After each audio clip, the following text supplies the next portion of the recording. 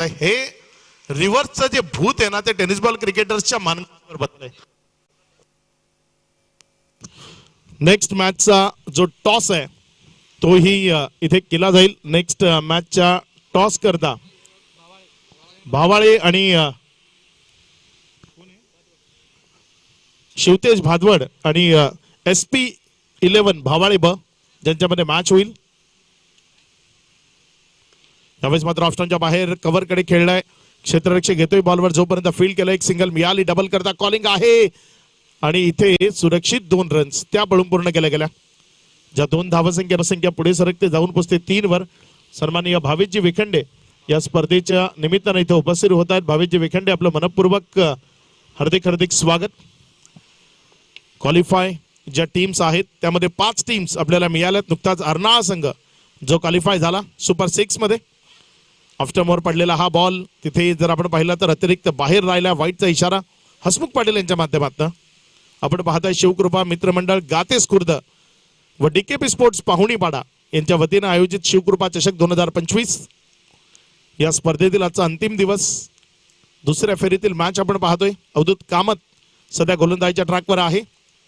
चांगला बॉल अवधूत कामतचा. मयुरेश पाटील तिथे फटका खेळताना त्याच्याकडनं चुकी झाली. बॉल विकेट किपरच्या हातामध्ये गेला. अपील स्ट्रॉंग पाहायला मिळाली, मात्र त्यामध्ये काही जोश आणि दमकम आहे असं पंचांना वाटलं नाही.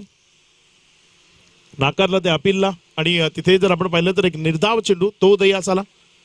चेंडू झालेत या ओव्हरमध्ये 4 रन झाले. 4 एक मोठा फटका येणार आहे. 2 बॉलमध्ये मयुरेश पाटीलला मैदानाच्या आतमध्ये सजवण्याचा प्रयत्न जरूर करावा लागेल. कमी गतीने टाकलाय. सेल्फ फॉलो थ्रू मध्ये आपल्या पायाचा वापर करताना बॉलला स्टॉप केलंय. अडचणीमध्ये आहे, स्ट्रगल मध्ये आहे मयुरेश पाटील आणि टीम गणेशपुरी. तन्मय 11 या नावानं गणेशपुरीचा संघ आज मैदानामध्ये आहे. तर त्यांच्या विरोधामध्ये टीम DKP शिवकृपा ध्रुव 11 सातपाटी.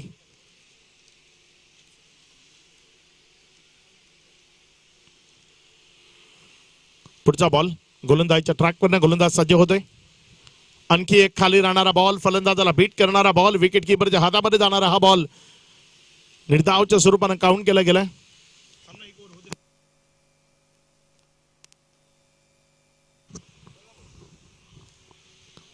पहिल्या ओव्हरचा खेळ इथे कंप्लीट झाला. या पहिल्या ओव्हरचा खेळ समाप्ती एखेरीस धावफलकावर धावसंख्या 3 आहे, 4 आहे. अगदीच लो स्कोरिंग मॅच कडे वाटचाल. दुसऱ्या षटकाकरता गोलंदाजीच्या ट्रॅकवर वीरू बाबरे गोलंदाजी करण्याकरता येत असता आपल्याला पाहायला मिळते. वीरेंद्र बाबरे सध्या हे नाव खूप चर्चेमध्ये आहे. मग ती स्पर्धा अंडर 25 ची असो किंवा मग पालघर डिस्ट्रिक्ट प्रीमियर लीग असो किंवा खुल्या गटातनं जेव्हाही संधी मिळाली त्या स्पर्धा असो. नुकत्याच जव्हार चषक एक मानाची सन्मानाची स्पर्धा पार पडली आणि त्यामधला सर्वोत्कृष्ट फलंदाज हा खिताब ज्या खेळाडूंना पटकावला तो वीरेंद्र बाबरे वीरू गोलंदाजीच्या ट्रॅकवर गोलंदाजी करण्याकरता आलाय. नाव चर्चेमध्ये आहे. काय काम चर्चेमधलं असेल. समोर मागची कित्येक वर्ष टीम गणेशपुरीच्या विजयाचा होलसेल कॉन्ट्रॅक्टर अशोक जाधव तो मैदानामध्ये स्ट्रायकर एंडकडे उभा आहे.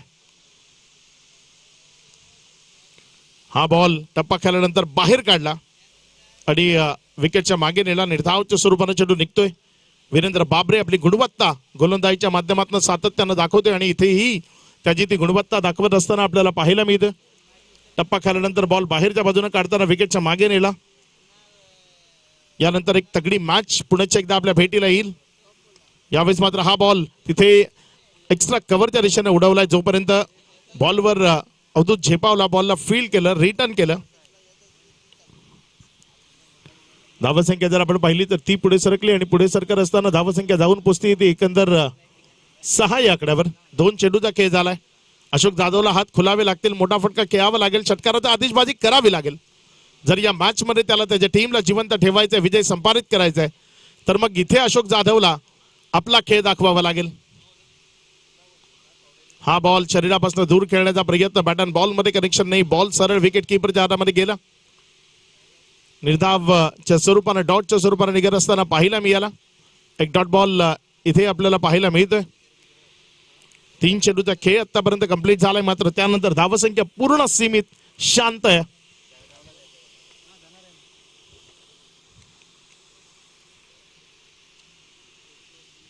पुढचा बॉल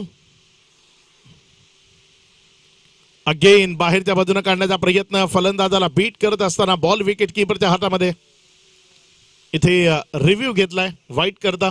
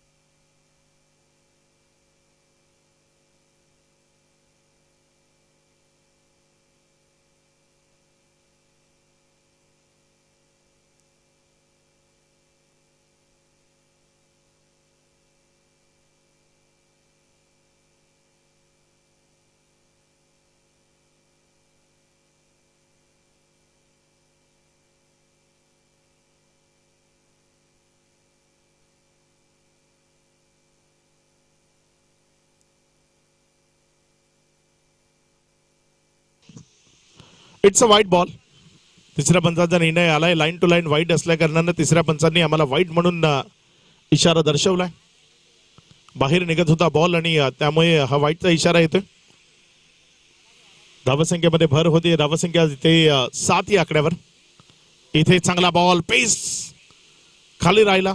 फलंदाजाला बीट करताना विकेट कीपरच्या हातामध्ये गेला. याच करता ओळखलं जातं सातपाटीकरांना, या युवा ब्रिगेडला. ही युवा ब्रिगेड दर्जेदार कामगिरी करताना आपल्याला पाहायला मिळाली. 4 चेंडूचा खेळ झालाय. त्यानंतर धावसंख्या 7 आहे. आणि इथे यष्टी उद्ध्वस्त केली, फर्निचर डिस्ट्रॉइड केलंय. अशोक जाधव हतबल झाल्यानंतर बॉल त्याच्या रेंज मधला होता, मात्र तिथे त्यानं रिव्हर्स अटेम्प्ट करण्याचा प्रयत्न केला आणि त्यामध्ये विकेट आली. माघारी परतावं लागते अशोकला. विकेटचं बटन खेळाडू बाद.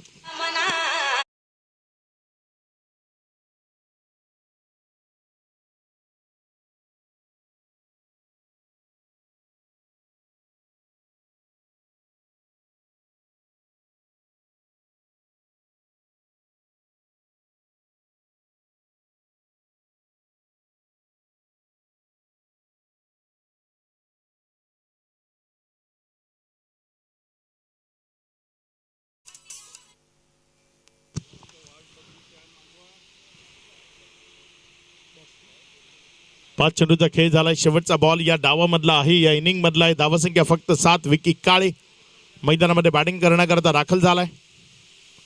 इथे मात्र त्यानं बॉलला उडवलंय उंच हवेमधनं. क्षेत्ररक्षक तिथे बॉल पर्यंत आला आणि एक चांगला कॅच त्याने कॅरी केला. विकेट मिळाली. धावसंख्या फक्त 7. विजयाकरता 8 धावसंख्येचं लक्ष. आपण नाणेफेकीकडे जातोय आणि हा टॉस बॉक्स ज्यांनी आपल्याला स्पॉन्सर केलाय ते सन्माननीय स्वप्नीलजी पाटील, रॉकटेक चे सर्वेसर्वा, यांना विनंती करतोय आपण टॉस बॉक्स मध्ये यावं. भावेश वेखंडे पाली, आपल्यालाही विनंती आपण टॉस बॉक्स मध्ये यावं. या सर्वांच्या उपस्थितीमध्ये तिथे आपण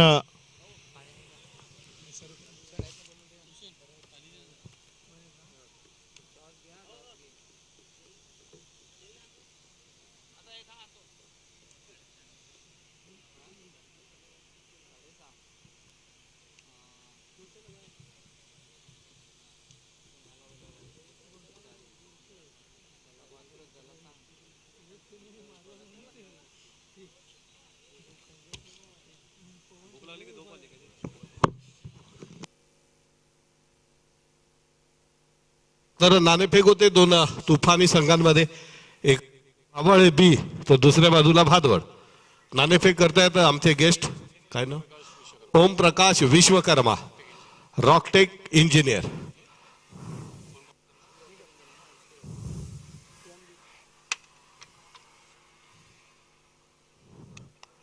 भादवड संघाने नाणेफेक जिंकलेले. का आश्चर्य?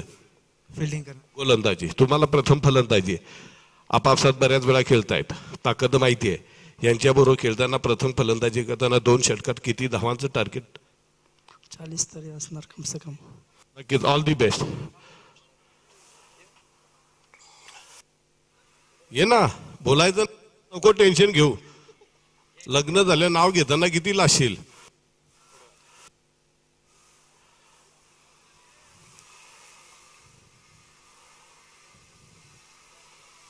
तो सर क्या कहेंगे इस टूर्नामेंट के बारे में? टूर्नामेंट है ना, हम लोग हर साल देख रहे हैं। हर साल एक नया देखने में मिल रहा है। जिस तरह आते ही मैंने दिनेश को बोला कि इस बार का जो क्राउड है वो बढ़ते ही जा रहा है। बोला सर आपका आशीर्वाद है, आशीर्वाद आप हमारा नहीं है, ये आप लोग का मेहनत है। ये क्राउड देखकर है ना, एक गांव का नाम फेमस हो रहा है। दोनों टीम को बेस्ट ऑफ लक है। सिर्फ इतना ही बोलूंगा, गेम है ना, गेम की तरह खेलो, एंजॉय करके खेलो। Thank you sir.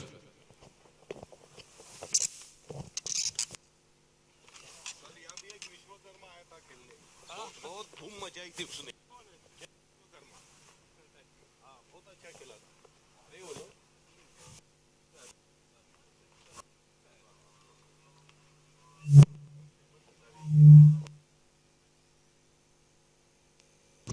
सलामीची जोडी वीरू बाबरे मैदानामध्ये फलंदाजी करण्याकरता दाखल झालाय. पहिला बॉल ऑफ्टमोरनं चांगला फटका तिथे आपल्याला पाहायला मिळतोय. बाबू येतोय बॉलवर. जोपर्यंत बाबूने बॉल न उचललं, रिटर्न केलं, 2 रन करता कॉलिंग होतं आणि सुरक्षित 2 धावा त्या दाफलकावर जोडल्या गेल्या. या दुहेरी धावेनं डावाची सुरुवात, इनिंगची पहिल्या 2 धावा दाफलकावर जोडल्या गेल्या. ज्या टीमचं क्षेत्ररक्षण आलंय, ऑन युअर मार्क, सज्ज राहायचंय, वेळ घ्यायचा नाही, लगेचच मैदानाच्या आतमध्ये येऊन फिल्डिंग सेटअप करा. इथे रिव्हर्स अटेम्प्ट केला वीरू बाबरेनं. क्षेत्ररक्षक आहे तिथे. जोपर्यंत बॉलला उचललं, एक सिंगल, त्यावरच समाधान मानावं लागेल. 1च्या मदतीनं दाफलकामध्ये वाढ होती. धावाचं फलक 3 या आकड्यावर. 2 चेंडूचा खेळ झालाय. पांडुरंग मोर सध्या गोलंदाजीच्या ट्रॅकवर आहे. तन्मय 11 या नावानं गणेशपुरीचा संघ मैदानामध्ये आहे. तर त्यांच्या विरोधामध्ये जर आपण पाहिलं तर डीकेपी शिवकृपा, ध्रुव 11 सातपाडी.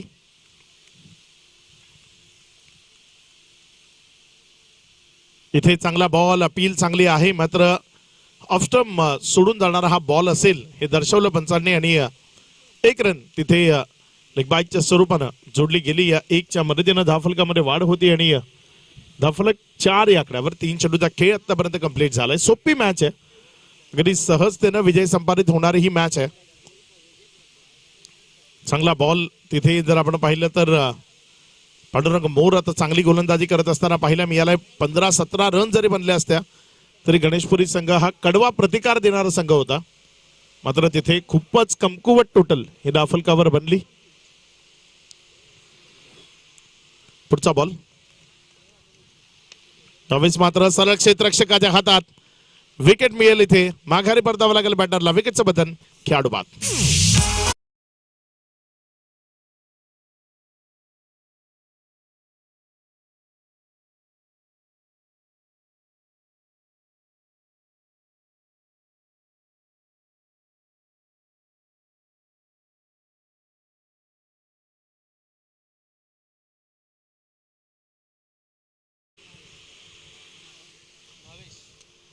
नवीन फलंदाज भावेश पाटील मैदानाच्या आतमध्ये फलंदाजी करण्याकरता आलाय. येणारे 7 बॉल आणि विजयाकरता 4 धावसंख्येची गरज आहे. किमान 15, मी म्हणतो 15 ते 17 धावा जर असत्या तर इथे खूप चांगली मॅच उदयास आली असती. पुढचा बॉल पांडुरंग मोर.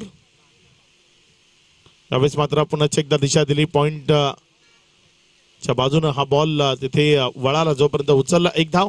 येणारे शेवटचे 6 बॉल विजया करता 3 धावसंख्येची गरज.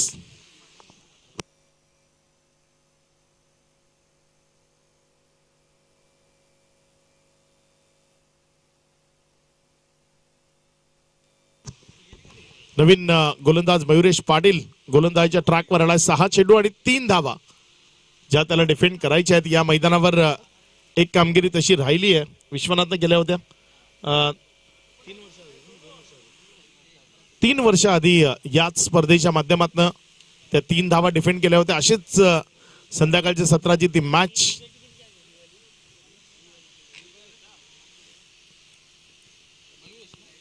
गोलंदाजीच्या ट्रॅकवर गोलंदाजी करण्याकरता गोलंदाज सज्ज होत असताना मयुरेश पाटील तो आपल्याला पाहायला मिळतोय.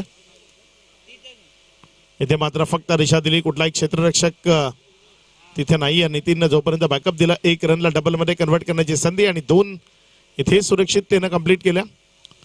तर विजया करता फक्त 1 धावसंख्येची गरज. ज्या औपचारिकता आहे ती पूर्ण करायची आहे. चला यानंतरच्या दोन्ही टीम लगेचच आपल्याला आपले क्षेत्ररक्षक आणि फलंदाज दोन्ही टीमकडनं मैदानाच्या आतमध्ये येणं गरजेचं आहे आणि इथे खेळ खल्लास विजयी होतीये टीम सातपाटी.